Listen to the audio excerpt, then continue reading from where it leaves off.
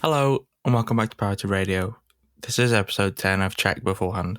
Before I get started with sort of the introduction and things like that, I've got something to mention beforehand. So, yesterday I was messaged on Facebook by a gentleman called, I believe it's pronounced Cass, and Cass is a founder of an organisation called Shelton Environmental Awareness Campaign, and what they do is they grow fruit and veg in the Shelton area in Stoke-on-Trent. This is quite niche. If you're listening from abroad, this won't make much sense to you, but they grow fruit and veg for food banks and homeless kitchens in sort of the Stoke-on-Trent area. And he messaged to essentially ask if I would be interested in having him on the podcast. And of course, I messaged him back and said that's not really the type of thing that we talk about on here.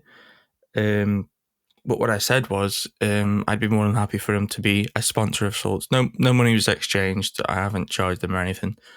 This podcast is brought to you by the Shelton Environmental Awareness Campaign, and they are an apolitical, sustainability and citizenship community group and charity. As I mentioned, they grow fruit and veg for food banks and homeless kitchens, and they facilitate people regardless of their background, their political alignment. You know, there's no barriers to entry, essentially. They've appeared on Channel 4's Great Canal Journey, and they've appeared in the local press, and they just wanted me to say if you work with a food bank or a homeless kitchen or things like that, they'd love to network with you. And they're also looking for people to help with the initiative. So if this sounds like something you might be interested in, they've got a Facebook group, Shelton Environmental Awareness Campaign, and they said message one of the admins on there. So yeah, that is who's bringing you today's episode and probably future episodes as well. I'll probably do a big spiel on the next one as well. And also on sort of the back of that, if there is anybody out there that works with a charity or they would like kind of a shout out at the start of this, this podcast charts normally, so apparently it's got some listeners to it. So if anybody's working out, I won't charge you anything. If you just want to message me on Instagram, my Instagram is @paritedmaterial. But yeah, I'd be more than happy to shout you out. But yeah, anyway, to get to today's episode, give you a bit of background. I'm a big fan of the work of a record label that was around in, I believe, the 80s and 90s, called Factory Records. And they had the likes of Joy Division, the Happy Mondays, a load of really fantastic bands. And they had sort of an aura about them, sort of a punky attitude to them. And as a result, a lot of the artwork is sort of infamous in a sense. And over Christmas I got a book of sort of the visual history of club life in the UK, and at the start of it there's a big thing on Factory Records and the nightclub in Manchester called the Hacienda. And I was looking through it, and next to some of the artwork there was a gentleman by the name of John Macklin, and I thought I'm going to message him just to see if he'd like to have a chat. And I did, and he agreed to be on. So that's who I speak to today. I'm speaking to John Macklin, who has done a few different things in his career. As I mentioned, he worked for Factory Records. He then went on to work for the British Council for a number of years, and later on would actually work with Manchester Metropolitan University as a lecturer. So, and in the podcast, we touch on all of this. We touch on his time at Factory Records and sort of the atmosphere that was there, and sort of what he did on a sort of day-to-day basis. We then touch on sort of his time at Manchester Met, and what he sees as sort of the future of design education. And we also discuss sort of how Manchester has sort of been able to almost reinvent itself numerous times over the years, from sort of an industrial city to one of the sort of the music hotspots of England to now being sort of the second creative city of the UK after London.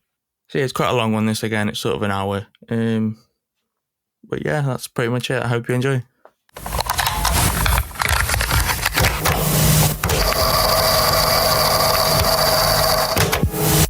So I guess, as I do with everyone that I've had on here thus far, can you give people that may be listening that don't have the pleasure of knowing yourself a bit of an introduction to sort of who you are and what you do?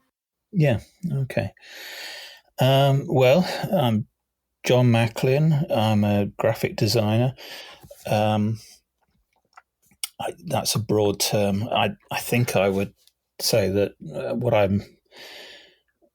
I'm closest to in graphic design is typography, and I occasionally do some teaching. Um, Brian's asked me to talk today, partly because I was involved with Factory Records a long time ago. That's how I get the ticket to be here. But yeah, so I guess kind of on the back of that, is design been something that you've always had an interest in? And am I also right in thinking that you weren't originally interested in graphic design and you've actually got a degree in engineering? Yeah, you've done your homework. I've got your interviews open in tabs on the computer now. Yeah, I didn't have a conventional route. At school, the thing I really enjoyed at school, and I was sort of fortunate that I was quite good at subjects at school, but the thing that I enjoyed was technical drawing, which other schools and more recently they probably have other names for it, but it's basically in those days it was pencil and paper with a thing called a T-square and then compasses and things like this, which is all kind of obsolete now because of computers. But we some of it was completely abstract, that it was just geometrical forms, and some of it was bits of engine parts and stuff like that. And I went on to do it at A level, and it I enjoyed it because I didn't know at the time, but I enjoyed it because it was like visual communication, that there was a sort of convention that you put the front view next to the side view and the top view underneath, and somebody else in theory can read that drawing and know exactly what the three-dimensional object is. And so there was a kind of a visual language there, but there was also this craft element to it, that there was a special way to sharpen your pencils. And and then there was all this kind of gadgetry that before digital. So I had a whole box of sort of plastic triangles and compasses and things like that you used, and special things to remove marks on the paper and so on. And you worked on a big piece of paper on a board, and it was it was a very enjoyable thing to do. And the result of that was that it was a bit of a dead end in terms of a career, and my school didn't know where to advise me. And certainly graphic design would have been a term that I wouldn't have heard of at that time in the late 70s, early 80s. So I went and did a mechanical engineering degree, and thinking that that might have some practical element to it, and it turned out to be just nearly all maths and physics, which got harder and harder, and I realized that I probably was in the wrong place. So to answer your question, I didn't really know what graphic design was, but I think I was doing something that has things in common with graphic design, and that interested me a lot. I've heard graphic design as being described as visual engineering at points in time, so I think there is, it makes sense, definitely. Yeah. I think 8VO claimed that once. It might be that I've read an 8VO interview and then I've just directly quoted it. I never know whether to call them 8VO or Octavo, because I've never kind of I think I saw something once on TV that they described it as visual engineering, and I was a fan of their work at the time, but I'm not sure I kind of went along with the claim. I think I might know that I think it's. I've watched a video on YouTube and it's like really serious. They're like stood in a line from each other or something like that, and then one's really close to the camera and things like that. Yeah, Yeah, it was on late TV one night before we kind of had, things like YouTube where you can catch up with everything at any time. And it was on an arts program. So yeah, moving on, as you mentioned, sort of at the beginning, you did some work for Factory Records. So I guess how did you sort of get into that clique, so to speak? How did you begin working with them? Well, this is a story I like telling. Actually, I after finishing an engineering degree, just about, I spent some time thinking that I wanted to do something more artistic. I didn't really know what that was, and I still didn't really know graphic design was a thing. And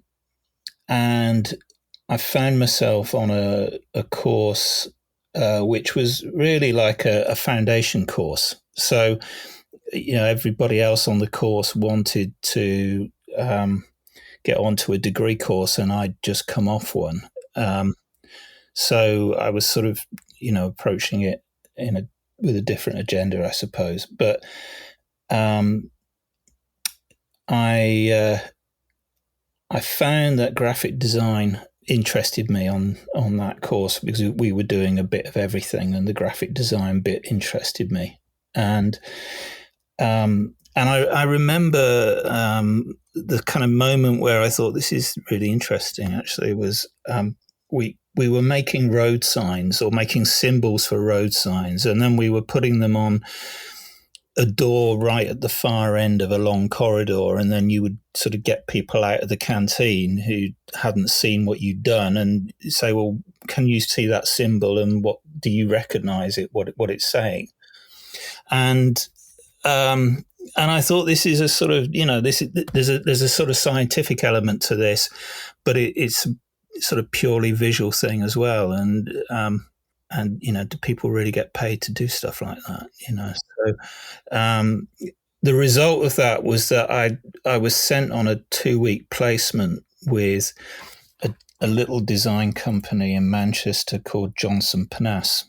That doesn't exist now, but they were doing quite a lot of things for Factory and the Hacienda record sleeves, and you if you research this afterwards, you can find that work there. But I was supposed to be there for 2 weeks, and I stayed for 6 months, and I think that was probably the sort of, for me, it was sort of the beginning of a sort of life-changing experience of just being aware of hearing about people like Peter Saville, who I hadn't heard of, and understanding the work that they did and the reference points, what they were looking at. And so anyway, that was that. And I went on to then have a couple of jobs where I got paid for doing not quite graphic design, but it was, something like it. I was one of the sort of early adopters of a Macintosh, and people saw opportunities there to save money on production costs. So got paid to do stuff like that. And I went down to London for an interview for a job, and typical recruiter said, "Oh, he's really creative, and it's a really great opportunity." And I went down for this interview, and after about 5 minutes, it was sort of obvious that I wasn't the right person for them, and they weren't the right place for me. And I had this portfolio with various kind of visuals of things that I'd done for the Hacienda and with Johnson Panas. And when I was leaving, I mean, they were very nice about it. I'd wasted a train ticket down to London, and they were very nice, and they said, you would fit in somewhere like, and I think the receptionist at their place was the girlfriend of somebody who worked with Malcolm Garrett. And they said, why don't you give them a ring? In those days, people didn't carry phones around with them. So, I went to a phone box and rang this number, and they said, well, we're not really seeing people at the moment. We're not, considering hiring anyone. So I thought I'd just spent 6 months with Johnson Panas, where the person that was most sort of revered was Peter Saville, and I'd read that he'd moved to Pentagram. So I thought, if I can ring Malcolm Garrett up, then I can ring Peter Saville. So I phoned Pentagram, and it was middle of the day, and he's not here. So I left a message, and I walked around London, and every time I found a phone box, I phoned again and left a message. So I don't know how many messages I left, but it'd become a little bit obsessive, really. And so anyway, I was staying with some friends, and I'd left a number with the messages. And that evening, I got a phone call back from Peter Saville saying, "I've got all these messages. John Macklin needs to see me." And I think he thought I was potentially a client or something, But anyway, he said, "Well, I'm not that busy. You can come and see me tomorrow if you want." So I took in those days, your portfolio was like a big black case that you carried around with you, and I took that in, and he looked through it, and he said something he liked. He said, "Can I keep that? Because I might use that for something." And I thought, this is going quite well, and that was that. About 3 months later, he rang me and said, "Oh, sorry, I lost your number. But if you go and see Tony Wilson, he'll give you a job if you're still looking." And that's how I ended up at Factory. And I think it was just basically because I had this stuff in my portfolio from working with Johnson Panas, and that I was in Manchester, and was sort of potentially somebody that could fill that role. I mean, Factory was kind of, they wouldn't probably have advertised a job. It would have been like, who do you know? So although I'd sort of, I was, having done that stuff, I was familiar with Factory to some extent. I'd never really planned to do record sleeves or things for nightclubs. Because I was much more interested in what Peter Saville was doing at Pentagram, and he'd kind of moved on from that, So, but it was sort of I wasn't going to say no to it, and it was a life-changing experience. It was as a place to work. I would, if it still existed and they still wanted me, I'd probably still be working there. Because it was a great place to work. Am I right in thinking you did the majority of work was for the Hacienda and not for Factory? It turned out that way later because Hacienda lasted longer than Factory. So, I went on to do things at the Hacienda after the record company no longer existed. But to begin with, I think it was probably more Factory to begin with, if I remember rightly. I think what they wanted was the company had got this new building on Charles Street, which, was their sort of company headquarters building, and before that they'd just been operating out of somebody's flat. And I think the company was sort of in a period of transition where they sort of,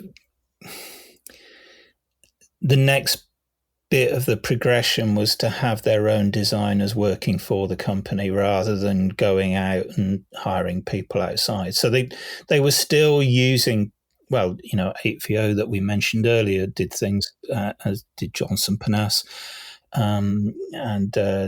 They were certain designers who were associated with certain bands, and and they were keen to retain that, but I sort of filled in the cracks. So sometimes it was sort of making sure that the branding was consistent on bits of artwork for record releases, or sometimes it was something that didn't really merit commissioning somebody from outside. And increasingly, as the record company became financially in difficulty, then they tended to rely more on me, because they started sort of thinking, well, if we hire so and so to do it, then that's going to cost us 10,000, and John can do that. So I wasn't as experienced by any means as those people, but yeah, I found more and more things landing on my desk. I guess kind of moving on from the back of that, and I didn't mention this in the email because I've sort of read it afterwards, but I've read I think it's a dissertation that somebody wrote, and you're credited as a source on it, and it mentions how you mentioned sort of the atmosphere of, I'll just pull it up now so I can just do like a direct quote, but it mentions the sort of the independence and sort of the fact that nobody liked rules there and things like that. Could you touch on sort of the working environment there? So yeah, well, actually, I was going to mention this because one of your questions was your design influences, and and I expect you were sort of thinking I would kind of give you some names of graphic designers, but and I will do, but I think also the environment of factory was probably a big influence on me, as big as anything else. There was an attitude about the place, an attitude about the company that it does kind of shape you, shape your views on, because in the end, design, you choose fonts and colors and things, but in the end, it's an attitude that is sort of embodies a piece of design. So yeah, I think that attitude of factory has kind of stayed with me for everything that I've done since. But yeah, I think that if I remember rightly, the quote about nobody wanting rules was, this was the kind of nonsense that if you're going to have a brand, that there needs to be some sort of visual consistency there to that's what people expect a brand to do, to kind of same typeface, same colors, whatever. But to be true to what factory was, it almost sort of needed to not have any of that, and not have any kind of rules or consistency. do you think ultimately that kind of attitude was part of the demise of factory records in the end? That kind of, because I've got like I forgot what it's called now. It's literally behind me. The Factory Records, the complete kind of compendium book, and it mentions in there how sort of you'd say if you're doing sort of, I think it's one of the records that you did, you lost money on it almost, and that idea of Tony Wilson would print things like if somebody had an idea and no matter the cost, so to speak, you just go forward with it without thinking about money. Was that kind of brash, almost punky attitude, was that kind of part of sort of the downfall in the end of it? Well, it certainly was a kind of living dangerously. I think the thing about the the anecdote about the Blue Monday sleeve is that it cost so much to do that they lost money, and they thought, well, that doesn't matter because we won't sell many anyway. And then it became the biggest selling 12-inch thing, so they were losing loads of money. It's also a good story, and it's a story that they enjoyed telling. They lost loads of money on the Hacienda, but they enjoyed telling the story about how they lost loads of money, and in a way, it becomes part of the myth. And I mean, obviously, New Order are, not, they're, a separate entity now, and, another record company makes money out of that, but I don't know if New Order would be as revered now as it is if they hadn't made all that investment all those years ago. I think I've heard somebody say before that the record sleeves of New Order have probably made more money than the actual band, something like Yeah, that. well, it made a kind of cult, which a lot of people you know kind of have kept for life, really, um, and that can't have hurt New Order's commercial success. So, over the years that have followed. Um, but that's just my perspective anyway. I mean, of course, as a graphic designer, I think the graphic design is important, and a musician or a record producer would see it perhaps with a different perspective. Yeah, I guess kind of moving on from that, you did mention some of in the email that I sent over, I mentioned, could you name some of your sort of design influences? Do you have sort of a list of names that you look back on? Well, I've thought a lot about this question because, it's sort of, I wanted to give you a good answer to it. And I thought, I mean, if there isn't one, that's fine. We don't have to force no, it. no, I think I've got a good answer to it. Um, I, I'd say, first of all, the influences were the people that I worked with. And this is partly because, I didn't do, I didn't really study graphic design for any length of time. So I was learning things from people around me, and I was learning things from books. And the books that I found were the ones that, I was kind of getting from references from people I was talking to. So, and I mentioned Peter Saville. I feel very privileged that I spent some time with him, and we had a lot of long conversations, and I learned an awful lot about graphic design from those conversations, and asked lots of silly questions, and he was very patient with me. And Trevor Johnson of Johnson Panas that I mentioned before, likewise, and a lettering artist called Tony Forster, who's dead now, but he was as a previous generation, if you like, of designer that. I learned from all of those people, and I made it my business to pick their brains. Almost to the point of making a nuisance of myself. Spending 6 months at Johnson Panas, and I think they're probably glad to see the back of me, really, by the time I left. But I suppose what that led to was, and I've said as well that design influences aren't just designers as well. It was people like Tony Wilson, who I wouldn't, take design advice from, but his attitude was something that you could learn a lot from. But I found out about things like Swiss typography as a result of things that Trevor and Peter Saville were looking at and referencing.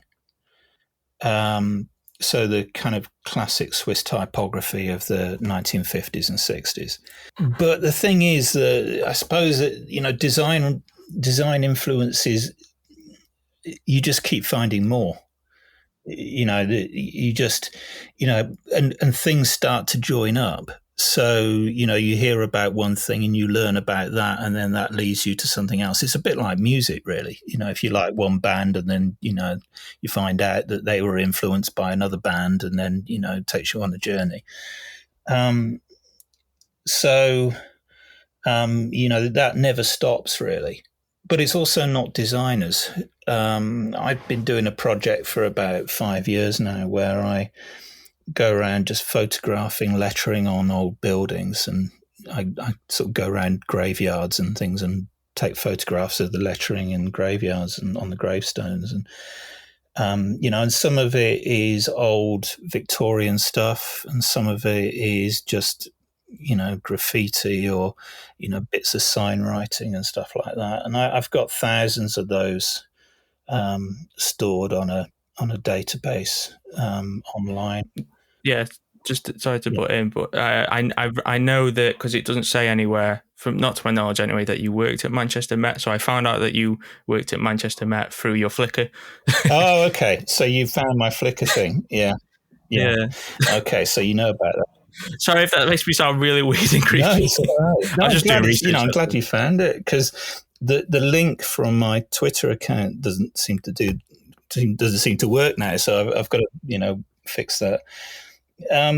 So to bring that up to date and finish this long answer, I think that the things that are influencing me right now are I'm really interested in what's going on with type design. I think it's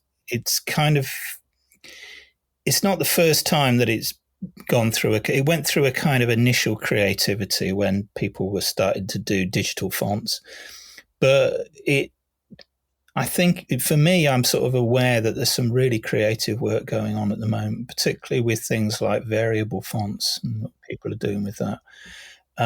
So I'm fortunate that I've got a bit of time at the moment to spend a lot of time looking at that stuff, and I think there's some really interesting creative work going on there. Right, that's enough of that. That's fine. Just to touch on how you mentioned the idea of one links to another and things like that when you find designers. My one's being a little bit backwards. I originally got introduced to the Bauhaus and Swiss style in I don't remember what year it now. It's a few years ago now, and then sort of I've led it up from, and then I sort of found the work of Peter Saville, who is of course influenced by sort of Swiss style and things like that. I'm a big fan of Peter and myself, and then it sort of brought me forward. So you're mentioning how you go from sort of you'd normally look at the work of Peter Saville and then you'd realize, oh, it's Swiss style. I've gone, it's Swiss style, and then I've gone, oh, that's Peter Saville. I've done it sort of the opposite way around. So no, okay, well that's probably better actually. You're being properly taught. That sounds to me. It is and it isn't at the same time. A lot of it's just doing it myself. Like I know about sort of like the work of the Hacienda, I've mostly found myself. So you mentioned sort of the early type and people were messing about. I know like Fuse magazine and things like that. But that's just me looking stuff myself. Really, I'm like obsessed with graphic design. I have been for like the past 10 years. Have you come across something called Font of the Month Club? Is that something that's happening now? Is it? Yeah, I think I have seen it. Yeah, where you pay a subscription and then they send one out. He does one each month. That's right. Yeah, I mean, I think I was describing this to somebody the other day and saying it's a bit like what Fuse used to be, but it's much better, really. I mean, I liked Fuse. I thought Fuse was really interesting. But I think there's all sorts of people. There's something called Future Fonts where a lot of the stuff there is pretty much free, but people are just being really experimental with stuff. I am looking to him on my final year because I'm going into my final year from September. I am looking to possibly start designing my own font from there. So hopefully I'll have a nice, lovely one at some point. Yeah. Well, I've been learning how to use some software called Glyphs. Have you come across it? Yeah. And then you can you can do it in Illustrator as well. There's a plugin that you can get, so you can design the letter forms in Illustrator. But I think Glyphs is much better. Though. Glyphs is much better. I haven't spent much time with it, but I think the drawing tools in Glyphs might be better than the drawing tools in Illustrator. Yeah, they are. So they are. You can, if you're probably more comfortable with Illustrator because you've used it with other things, but it's good software. I'd be interested to see what you do with it. Thank you. I did one. We did a project. I think it was last year now, where we had to brand a museum, and I was doing the Freud Museum. So I wanted, and I was on Instagram one day and I saw a typeface which had sort of, the ink traps, they were really enlarged, the ink traps were, and it reminded me of sort of the way that a brain looks. So I thought, that's perfect, it's Freud, do you know what I mean? But I was looking for them, and then that typeface that I saw on Instagram was a commercial typeface. You couldn't buy it anywhere, it was for a specific brand. And then I was looking online and I couldn't find any which really ticked the same boxes. So I ended up just making my own typeface from it. And so I've got one out there called Priborg Sans. So it's a play on Pribor, where Freud was originally born. But that's got sort of like all the ink traps are really big in it. So it's sort of got these like it's all curvy and bendy and things like that. But that was done using the one in Illustrator font self, where you sort of it turns it into like a true type file. Yeah, yeah. Have you come across somebody called Toshi Yamagari? No, that doesn't ring a bell. Okay, I'll email you a link to he's worth reading about. He's got a blog, and he talks about, he used to design fonts for Monotype, but he does it, he's self-employed now, but he's written a few articles on his blog, and one of them is just about ink traps, and he's a funny guy. He's worth reading. So yeah, I'll send you a link. I'll take a look. Yeah, if you can send something over. Yeah. I'm trying to think where I was now. So yeah, you mentioned sort of your time where you would. Am I correct in thinking you were the design leader at your leader of the course at Manchester Met? No, no, you. That would have been nice, but no, I've always worked with students, so right back to, as I said, I was a kind of early adopter of using the Mac. Before, I was lucky because I had a tutor who was even earlier adopter. Was one of the first people to use a Mac in Britain, and so he had various people that he taught went on to be quite successful, just because they were the first with these skills, and those skills were in demand before graphic designers were using them. And so some of what I'd done in teaching was just teaching Mac skills, and some of it was teaching design. And I wanted to be, joining all that together, which it seems silly now that, there were a lot of people in the design industry and in design education who just didn't want to have anything to do with computers, and they refused to accept that the future was going that way, and or that it would somehow impoverish the quality of the work being produced. And so I taught all sorts of different places on basis of 1 day a week or 2 days a week, or sometimes just occasional go in and do a lecture or do a workshop or a project or something, and it sort of subsidized my self-employed work after factory ceased to exist. And I got asked to do some work some graphic design work for the fashion department at MMU, and that came about because I'd done some work, on a sort of casual basis with on the graphic design course at MMU. So I got referred to the fashion department, and that led to teaching on a course in the fashion department, which was called fashion promotion, which was really, it was graphic design, photography and filmmaking for the fashion industry. So they wanted a graphic designer teaching on that, and I got involved in that, and it sort of took over really for a couple of years, and I realized that it wasn't really what I wanted to do. I wanted to be a practicing designer, and I didn't want to be spending my whole time. Well, I mean, I enjoy working with young people and with students, and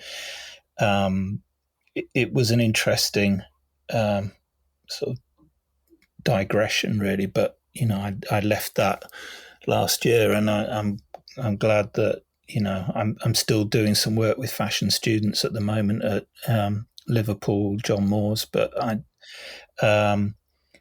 First and foremost, I'm a practicing designer. Mine's kind of the opposite way around, I think, because I think I want to go into education at some point once I've graduated. And I think I'd prefer more to be a lecturer than I would actually be a practicing designer. And I think it's just my experience with the industry thus far, because I haven't had an opportunity to work with somebody in sort of what's the word? I forgot the word. Where it's like in-house, like a design agency. That's the one. I haven't worked in a design agency. I've just sort of done freelance work, and I'll be completely honest with you. Everybody that's ever I've done any freelance work has just been a dickhead, like a massive dickhead. So it's kind of put me off of from it. I will eventually, I assume, because I can't just graduate and then go straight into teaching. Obviously, I'd have to get some experience under my belt before I do anything like that. But I have talked to my lecturers about it and things like that. But yeah, I guess we sort of share similar thing there in terms of I want to work with sort of new designers myself, because I think the idea of sort of somebody coming in to a university and then you teaching them sort of about the Bauhaus and then sort of that maybe having an impact on their whole of their career seems amazing to me. You know. Well, I'd say Brian, is that you're still kind of working out. I mean, there's a lot of the design industry is disappointing. You've seen that already, and probably I don't see it getting better, because the problem is that the software and computers and everything are everybody's got them, so you're going to have people who say, well, I could do that myself, and so the demand isn't there, but you probably want to work out some sort of practice, and it might be working in a design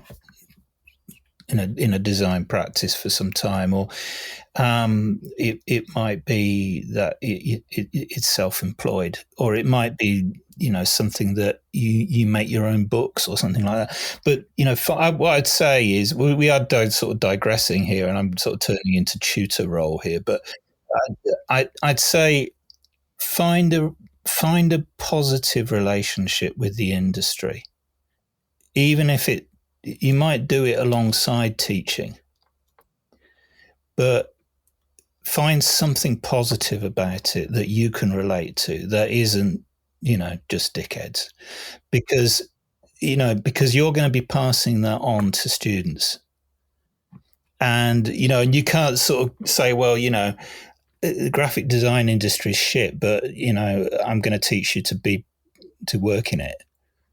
Do you know what I mean? Because you won't feel good about yourself. And I understand this, because I've kind of I've had a lot of those questions myself. Should I be teaching people to work in an industry that I wouldn't want to work in? And the thing is, I still love graphic design, but to be honest with you, most of it, the way that people operate is not for me. I've worked for myself because I like doing things at my own pace. If somebody said, well, I want you to do this logo, and you need to have it finished by lunchtime because it's not worth spending more time on than that the graphic design ceases to be interesting for me when that happens. So I've worked for myself, so that if I want to spend a whole week on something that only pays me for one day, then I have the freedom to do that without somebody else, intervening. So, and then the trick, of course, is to do that and still, earn enough to pay the bills. But anyway, that's I'll stop lecturing at you. But I would say, you got to find a positive thing about the practice of graphic design in order to teach it. But the possibilities are endless. It's not just the things that you've seen. My first job, I was just doing typesetting business cards because I could use a Mac, and it was so boring. And I had a boss who just said, just do it in Times. I don't want to pay you to be thinking about what font you're using. And I hated him. And then I worked for an advertising agency, and the people there were just horrible. You know, um, and and it was sort of on the back of that. I got made redundant from that, and it was the best thing that ever happened to me because the result of that was I went down to London, and I thought, what have I got to lose? I'll ring up the person I want to work with is Peter Saville, and the best design practice in the world for me is Pentagram. So I'll just knock on the door, and sometimes, what have you got to lose? I think I don't know if this is even something that you necessarily looked into or anything like that, but there is facets of the design industry now, like as I touched on earlier, where you can make money not even designing. You can make money now creating content on design. So I think that, in terms of, you were talking about the fact that the industry is just bollocks, I think a lot more people are creating their own sort of mini thing that they can do instead of it. You could graduate now, as an example. You could graduate, start a YouTube channel, and then within a couple of years, it would take you a couple of years to get to a decent point with it, but you could create a YouTube channel on design, not necessarily doing any work in the design industry, just talking about design, talking about logos that have been made, things like that. And you could be earning more than somebody which has graduated, gone into an internship, yada, yada, yada, and they've gone forward from that. You could earn more money. And that's not even touching on things like there's a platform called Twitch where people live stream themselves. There are people on there, they will stream themselves making a logo. People will give them money to watch them making a logo, or they'll make a poster or something like that. You can make money, and that's not even like, say they might say, I'm going to redesign Google today. It's not, and then they just do it, and people watch them do it, and then people will give them money for doing that. There's an all manner of different ways you can make money now, I think. And I think the design industry is it's broadening out. It's just, you have to have sort of the vision to see that, so to speak. And you mentioned when there was the tutoring, things like that, that weren't they wouldn't use a MacBook, so to speak. They'd be like, no, that's stupid. But I think it's kind of a across the board type of thing. If you was to have this conversation with a lecturer, there's very few people that even notice the thing. And I think going forward, it will definitely be more of a thing, because why would I work in an office, so to speak, when I can sit at home, make a poster on my Mac? I'm still doing design. I'm still doing what I love, and people will just pay me money for making a poster on my Mac. Do you know what I mean? It makes sense to me that more people will begin to do this sort of thing going forward. You've got anything to say on that at all? Do you want me to just carry on? Sorry, that was a big, long lecture. Yeah, no, I think you're kind of moving on to something I was going to say at the end, really. That, sorry. I think, some of the roles that, will exist in the future, we can't even anticipate yet. So, things will keep on changing. And, and I think, I can't see the future, but it sounds like you're keeping in touch with what's going on. Yeah, and also as well, it's things like VR and AR, which are huge things. They are things at the moment. They are they're on the fringe, but they are going to slowly bleed into sort of everyday life. I can guarantee you that. And it's like there's no lecturer in the country which will discuss that with you, simply because they grew up in a different time. They don't know these things. Do you know what I mean? And I think if you can get, the more people we can have that kind of discussion with, the better. But yeah, I guess going backward a little bit, I wanted to touch on sort of, and it bleeds off from what I was talking about before, but it was talking about sort of the future of the design education, because I think my lead lecturer, John, he's doing his PhD at the moment, and he's talking about design advocacy. So for causes that are good causes, things like mental health, things like that. And I think going forward, this is just sort of my personal view, but I think going forward, that sort of there's almost, design feels like it's going to become redundant because there are bigger things to worry about than design, so to speak. Who needs to learn how to bind a book when the world's on fire? Do you know what I mean? That sort of thing. So I guess I wanted to ask you, with that being the case, I guess, do you agree with that? And also sort of, do you see design education moving towards sort of, well, it was more so a question of, to give you a bit of background on myself, I got into, this is like 4 different things I'm going in with now, but to give you a background on myself, I've been interested in design since I was about 13, and I got into design originally through YouTube. I started to learn about graphic design prior to even going to college and then to university. And a lot of what I know in terms of logo design, typesetting, all of these other things, I know from YouTube, just watching YouTube videos and doing courses online. And I guess the question from the back of that is, to me, design education is in a bit of a losing battle, because people are pumping money into design education at like light speed, and it seems like design education as a result is just going further and further backwards, as people are like, we're going to learn how to use Letraset, or we're going to learn how to bind a book, when you can learn everything online. They're sort of losing their way almost a bit from what I'm seeing. They're sort of losing their way in terms of doing what they were doing in the past. And also there's people online which can maybe teach better. A lot of the time it's just free, so it's not going to cost you anything. But I guess to bring it back as a question, where do you see the future of design and education going? Well, I liked what you said about, what's the point in learning how to bind a book when the world's on fire. And I don't know, I'm going to edit any of that. I'm going to have to cut a load of it out or something. It's like 12 different things. Well, actually, before I go on to answer that, I've just something that's occurred to me is, just to finish what I was saying about, find something positive about design practice so that you're teaching something that you have a good relationship with. But that might be making fonts. It doesn't have to have a client. Yeah, because then you can just make it and then sell. But I am thinking about doing an MA. There's one in Reading, isn't there? There's an MA in type design in Reading, which I think is like the best. It's supposedly like the best one in the world as well. I mean, I think it must be getting harder and harder to actually make money. Yeah, because there's just so much free stuff. Do you have? You might find something else that makes money.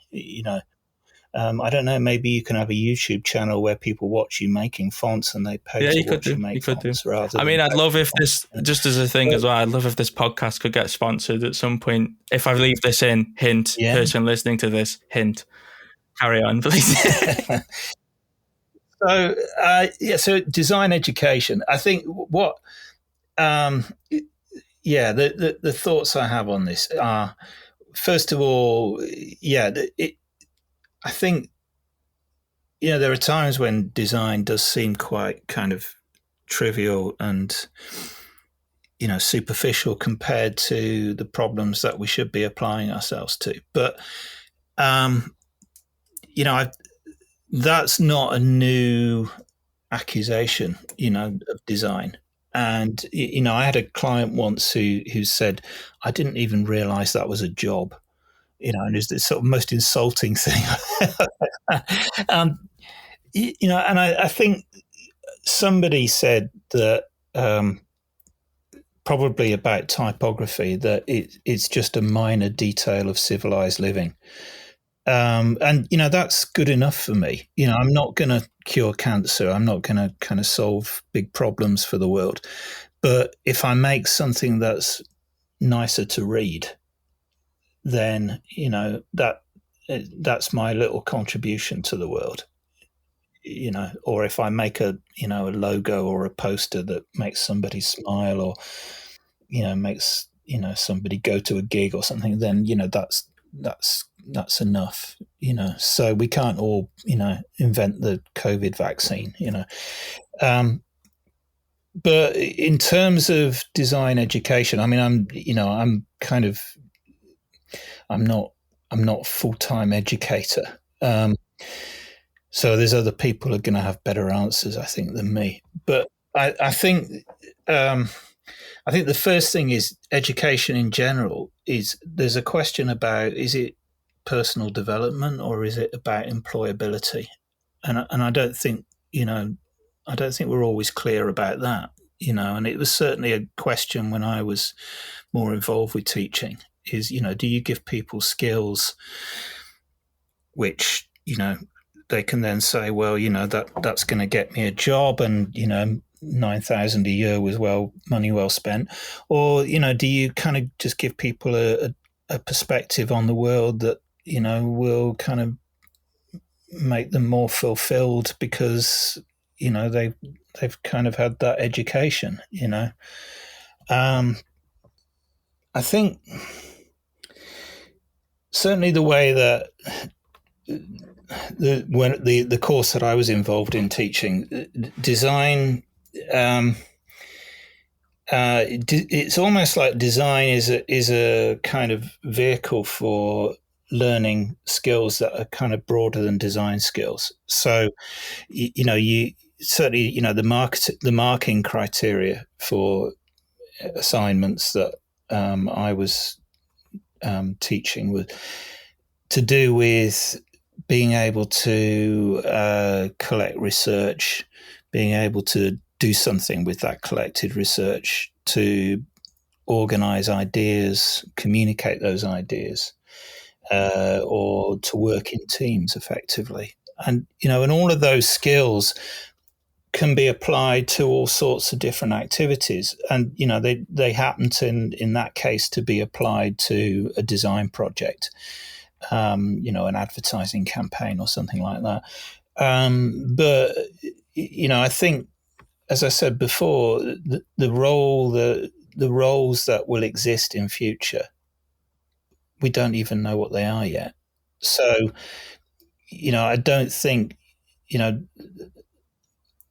maybe sort of 50 years ago, a graphic design course might have taught people how to set type, but that's before computers existed, and those skills are no longer useful. So we don't know what we don't want is to train people to have practical skills for an industry and then find 10 years later that those practical skills are no longer needed and that's all they've got. Yeah, I think because I was on sort of the flip side. Yeah, I was very much on the flip side. Like a couple of months ago, if you'd have said that to me, I'd have argued the exact opposite. I'd have said, but what's the point of having ideas if you can't execute the ideas? I want to know how to make a poster. I want to know how to make a logo. And my perspective is completely flipped the opposite way around though. Well, that should happen if you're in education. You're thinking and your ideas are changing, and that's good. Yeah, so I guess kind of taking a bit of an offshoot and something that sort of I had a bit of a question for yourself. It's not necessarily design, or I suppose it is design related in a way. So, from my understanding of Manchester as a city, originally it was sort of a hard labour kind of thing, and you had all of the cotton mills and things like that. And Stoke, just to compare Stoke and Manchester, where I live now, Stoke was very much the same in the fact that we did a lot of pottery and things like that. And it seems as if since then Manchester has been able to sort of reinvent itself a few times over. So it went to sort of it was sort of the home of music, wasn't it? And sort of creativity with sort of Oasis, the Stone Roses, New Order, all of them.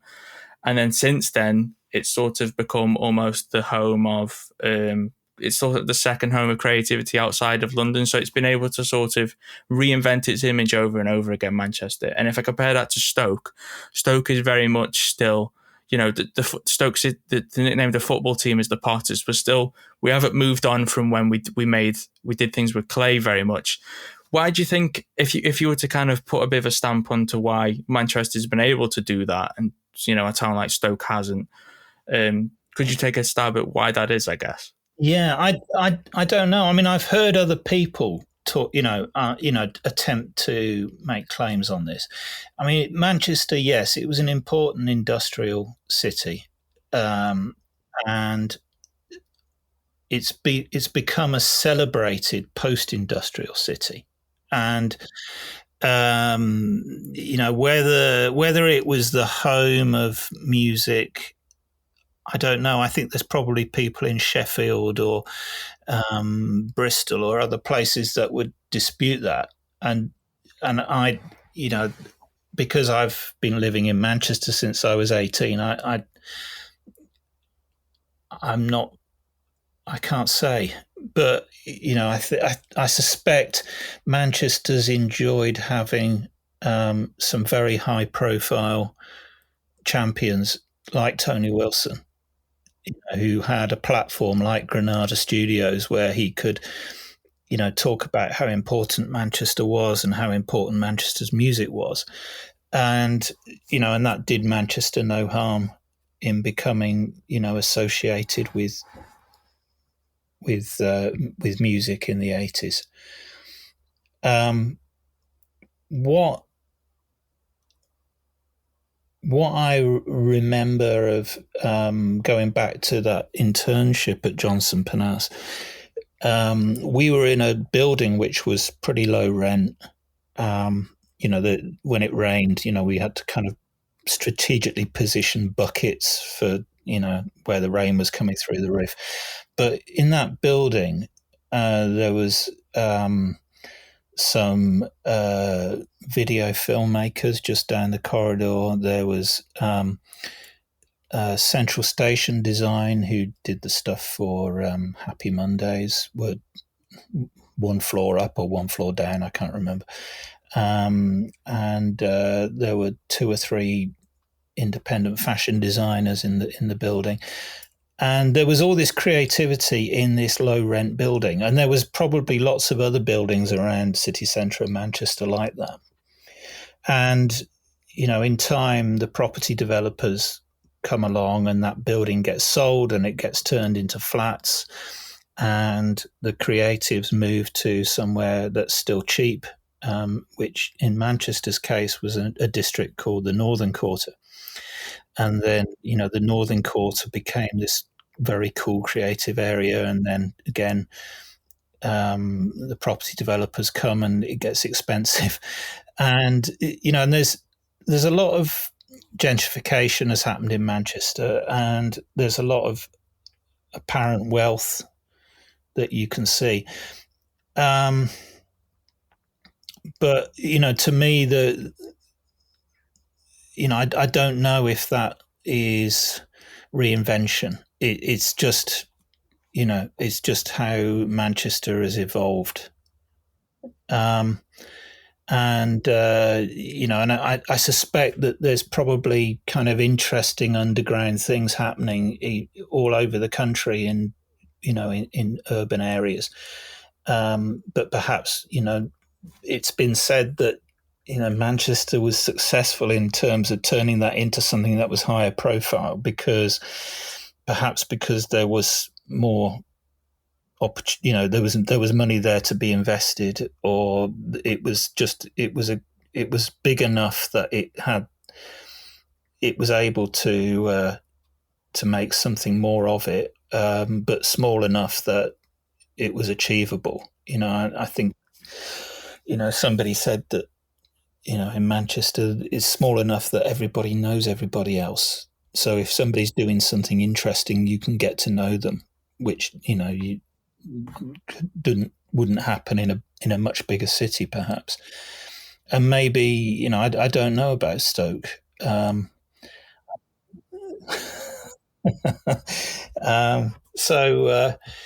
but I think I don't think Manchester's. I'm not sure Manchester's unique. So yeah, sort of begin to finish it off. The thing that I asked everybody at sort of the end of these is, it's a bit cliche, but if you could go back in time and speak to yourself, sort of when you first got into this industry, what piece of advice would you give to yourself? And also, sort of a double whammy type of thing. If you could give a piece of advice to somebody that's graduating now, what would that be? I know you touched on it a little bit earlier. Yeah, it's probably a summary of things that I've touched on. I think, first of all, being young and not knowing things is kind of, you wouldn't want to spoil that with somebody having the answers. You kind of being young is you can make mistakes and you learn from your mistakes and you become your own person. So I think what would I say to my young self? I think I'd probably say don't overthink it, because I think certainly in terms of design, there's been times when you can get really kind of obsessive about the thing you happen to be focused on. And, and it might just be finding absolutely the right shade of red for a poster, or, moving a piece of type on the page, and, you get down to kind of like 1 pixel left or right, and, you're staying up all night worrying about it. And that can be quite interesting, because you're sort of, you're completely immersed in something, and you're kind of pushing the limits of how we perceive things visually, maybe, or just, how far can I push this? But I think there's also madness lies there. So I would my younger self would have thought that was a cop out, but I think now I kind of look at these things and think, do I really care if that doesn't quite line up? Does it really matter? Is it that important? If I haven't got quite the right shade of red, because there'll always be another project, and I can think about that another time.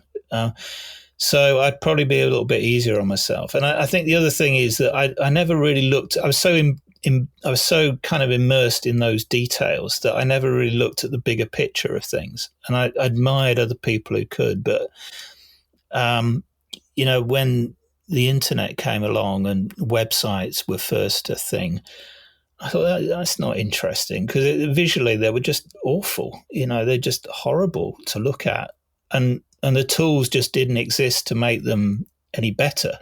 It wasn't possible, really.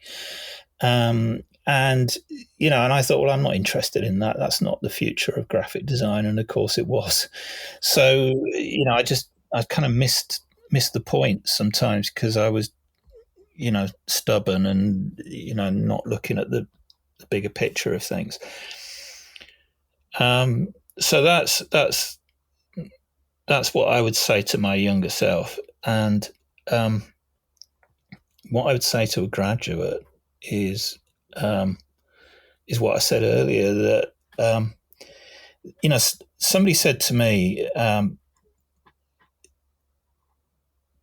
we're both kind of quite getting on a bit, and he said, look, you've seen all this change since you started working. Computers were a new thing and nobody was using them, and then people started using them and they got better, and software got better, and the internet came along, and and you look at where we are now, and it feels like we've come to the end of something, but actually we're at the beginning of something, but we don't know what's going to, what comes next.